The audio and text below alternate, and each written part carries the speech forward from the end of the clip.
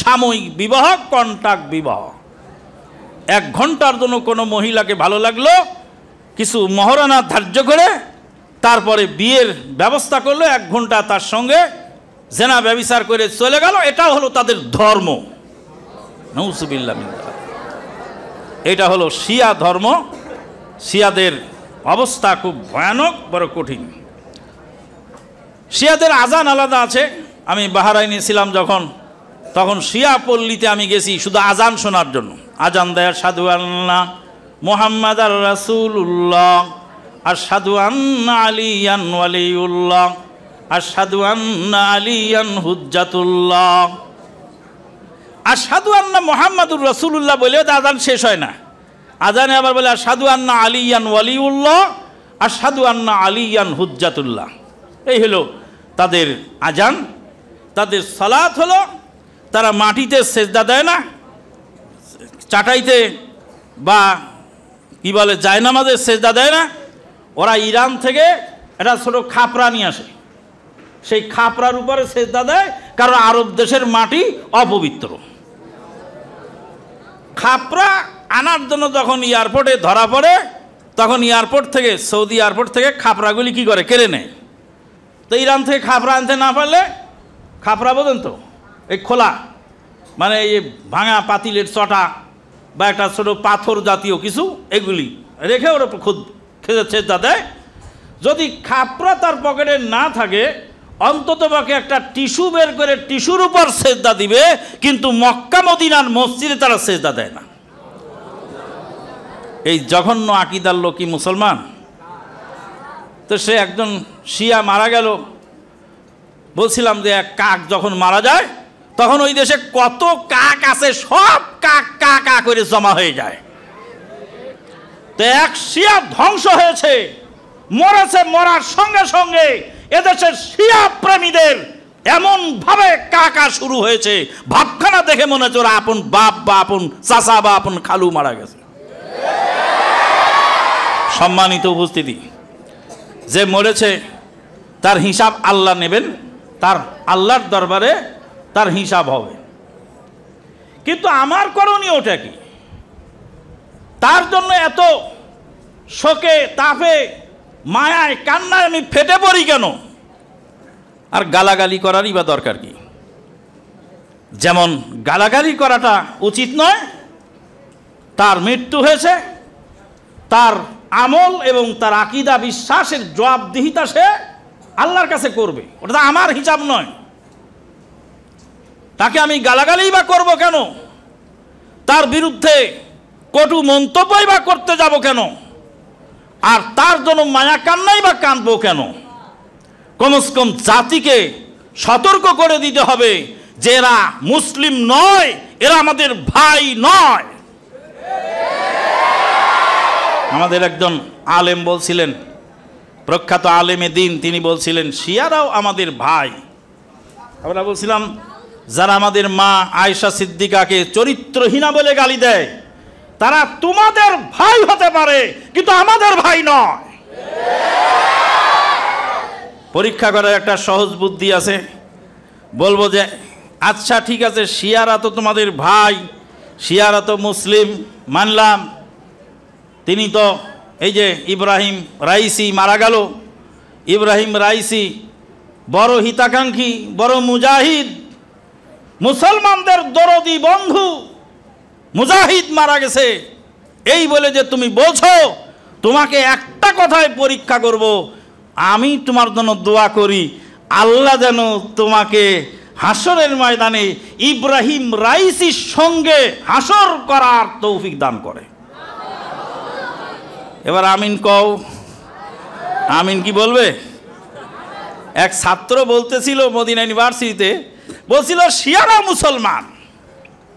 তখন আমার উস্তাদ প্রফেসর মনসুর সেমারি তিনি বলছিলেন আল্লাহ তোকে শিয়াদের সাথে হাসরের ময়দানে যেন উঠায়, আমিন বল। আর আমিন বলে না। তুই যে আমিন বলিস না, তাতে তো বোঝা গেল দাল মে কুছ কালা হয়, দাল মে কুছ কালা হয়। তার মানে ও নিজেও সন্দিহান, মুসলিম বলতে রাজি নয়। আমি আল্লাহর কাছে দোয়া করি, আল্লাহ তুমি আমাকে আবু বকর সিদ্দিকের সঙ্গে হাসরের ময়দানে উঠার তৌফিক দিও। আল্লাহ তুমি উমর ফারুকের সঙ্গে উঠার তৌফিক দিও। মা আয়েশা সিদ্দিকা রাদিয়াল্লাহু তাআলা আনহার কাতারে আমাদেরকে উঠার তৌফিক দিও। সাহাবায়ে কেরামের কাতারে উঠার তৌফিক দিও। এই শিয়াদের থেকে, এই জালেম থেকে, এই বেঈমান থেকে আমরা দুনিয়াতেও আমরা সম্পর্ক ছিন্ন ঘোষণা করছি, হাসরের ময়দানেও সম্পর্ক ছিন্ন অবস্থায় উঠতে চাই। সম্মানিত উপস্থিতি, শিয়াদের সবচেয়ে বড় যেটা পয়েন্ট সেটা হলো তাদের একটা নীতি আছে, তার নাম হলো তকিয়া নীতি। তকিয়া নীতি মানে হলো ধোঁকাবাজির নীতি। মানে যে দেশে যায় সে দেশের সেই লেবাস তারা পরে। আমাদের দেশে একটা ইসলামী দল আছে, সেই ইসলামী দলের অবস্থাও তাই। তারা যে দেশে যেখানে যায় তাদের লেবাস পরিবর্তন করে।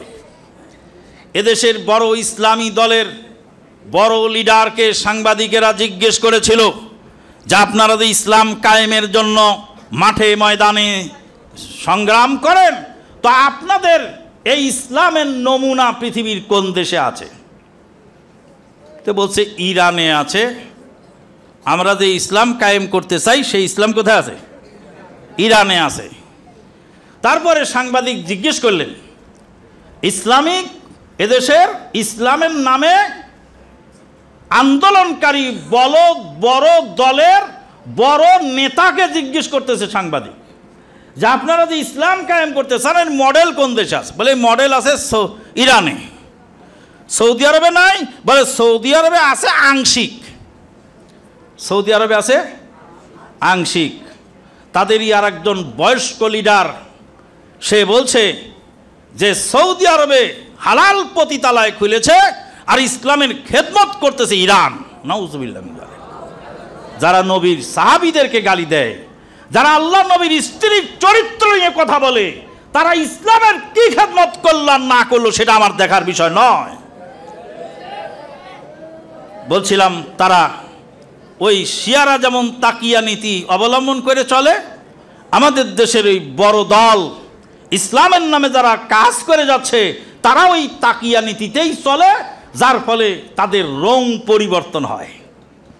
একবার এই মহিলার শাড়ি নাচলের তলে যায়, আবার ওই মহিলার শাড়ি নাচলের তলে যায়, আবার এখানে ওকে সমর্থন করে, আবার ওখানে ওকে সমর্থন করে। এটা নাকি তাদের রাজনীতি। তোমার রাজনীতি যদি তোমার আকীদা বিশ্বাসটাকে বিচ্যুত করে, ঠিক তোমার এই রাজনীতিকে। সম্মানিত উপস্থিতি, শিয়াদের সম্পর্কে বলতে গেলে অনেক কথা আছে।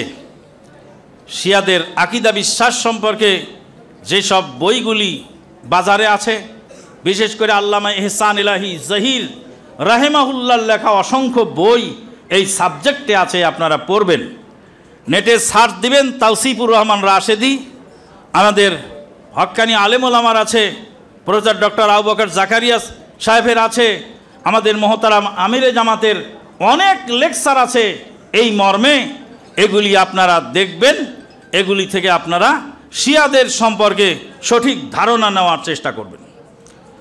আজকের আলোচ্য বিষয়ে দ্বিতীয় আর একটি আলোচ্য বিষয় সেটা হলোই যে হজ সম্পর্কে বিশদ আলোচনা আছে, যেটা আজকের এই সংক্ষিপ্ত পরিসরে বলা সম্ভব নয়। তবে আমরা এই হজ সম্পর্কে কয়েকটি আমাদের দেশের মানুষের যে ভুল ভ্রান্তি আছে সেইগুলি সম্পর্কে আমরা সজাগ করব তাদেরকে ইনশাআল্লাহ। আল্লাহ পাক বলছেন ওয়াতিমুল হাজ্জা ওয়াল উমরাতা লিল্লাহ, আল্লাহর ওয়াস্তে তোমরা হজ এবং উমরা তোমরা পূর্ণ করো। হজ করতে হবে, উমরা করতে হবে, এটা হলো একটি ইবাদত। এই ইবাদতকে নস্যাৎ করার জন্য এক শ্রেণীর লোক শয়তানি ধোঁকা দিয়ে মানুষকে ধোঁকাবাজি করে, হজের চেয়েও বেশি নেকি। নাউযুবিল্লাহ মিন যালিক। হজ যার উপরে ফরজ হয়েছে এটা হলো তার জন্য একটি বুনিয়াদি ফরজ। এই বুনিয়াদি ফরজকে নস্যাৎ করার কোনো সুযোগ কাউকে দেওয়া হয়নি। গরিবকে দান করবেন, করতে পারেন, হজ করার পরে হজও করবেন, গরিবকে দান করবেন, কিন্তু হজ না করে হজের টাকা গরিবকে দান করবেন, এটা শয়তানের ধোঁকা ছাড়া কিছু নয়। তবে হ্যাঁ, যিনি একবার হজ করেছেন, বারবার হজে যাচ্ছেন, তিনি বারবার হজে না গিয়ে প্রথম হজ, তার ফরজ হজ কবুল হয়ে গেছে, মানে হয়ে গেছে, আদায় হয়ে গেছে। এবার আদায় হয়ে যাওয়ার পরে তার বারবার হজে যাওয়ার প্রয়োজন নেই। সেই ইচ্ছা করলে তখন হজে না গিয়ে সেগুলি জনকল্যাণমূলক কাজ করতে পারে, কিন্তু ফরজ হজ বাদ দিয়ে নয়। আমাদের দেশে হজের ক্ষেত্রে আর একটা মারাত্মক ভুল, যারা মানুষ যৌবনকালে হজে যায় খুব কম, বৃদ্ধ বয়সে হজে যাওয়ার জন্য প্রস্তুতি গ্রহণ করে। কেন? যৌবনকালে হজে গেলে হজ রাখা ঠিক রাখা সম্ভব হবে না। ওই জন্য বুড়ো বয়সে যায় হজ করবে, হজটা যাতে ঠিক থাকে। হজ ঠিক রাখা আবার কি জিনিস? মানে হজ করলে মিছা কথা বলা যাবে না, হজ করলে হারাম খাওয়া যাবে না, হজ করলে সুদ খাওয়া যাবে না। তো এই হজ করলে তো এসব ছেড়ে দিতে হবে। তো কাজে এগুলি করে তারপরে শেষে যায় হজ করব, নাউজুবিল্লাহ মিন যালিক। আবার অনেককে বলা হয় হজ করেন, বলে হজ করব না, মেয়েটা বিয়ে দিলেই তারপরে হজ করব। কিন্তু মেয়ে বিয়ে দেওয়া পর্যন্ত আপনি বাঁচবেন কি না তার কোনো গ্যারান্টি আছে? না। হজ দেরি করে যাওয়া ঠিক নয়। হজ ফরজ হওয়ার সাথে সাথেই দ্রুত গতিতে হজে যাওয়া উচিত। যাদের হজে শক্তি থাকা অবস্থায় যাওয়া সম্ভব হয়নি, মানে যৌবনকালে হজে যাওয়া সম্ভব হয়নি, কোনো কারণে বিলম্ব হয়ে গেছে, এই বৃদ্ধ বয়সে হজে গিয়ে হজটা নষ্ট করার চেয়ে সে অপারগ হিসাবে যদি আরেকজনকে বদলি পাঠায় তার জন্য ছিল উত্তম। একজন যোগ্য আলেম বা যোগ্য পরহেজগার ব্যক্তিকে যদি বদলি নিয়োগ করে তাহলে সে তার হজ করে দেবে। যিনি হজ বদলি করে দিবেন তিনিও নেকি পাবেন, আবার যিনি পাঠালেন তিনিও নেকি পাবেন। কিন্তু মানুষের আবেগ বেশি, নিজের হজ নিজেই করব, মরি আর বাঁচি, মক্কায় যায় মরব। আমি একবার এক হাজিকে দেখেছিলাম যে হাজি সৌদি আরবে যাওয়ার সাথে সাথেই অজ্ঞান হয়ে গেছে, হুঁশতাল নাই, এলোমেলো চলে। ওকে মসজিদে নববীতে না নিয়ে ওর সঙ্গী সাথীরা ঘরে আটকায় রেখে চলে গেছে এই সালাত আদায় করতে। ওর এখন পেশাব চেপেছে, তো পেশাবখানা খুঁজে না পেয়ে এখন কোথায় পেশাব করবে? পেশাবখানা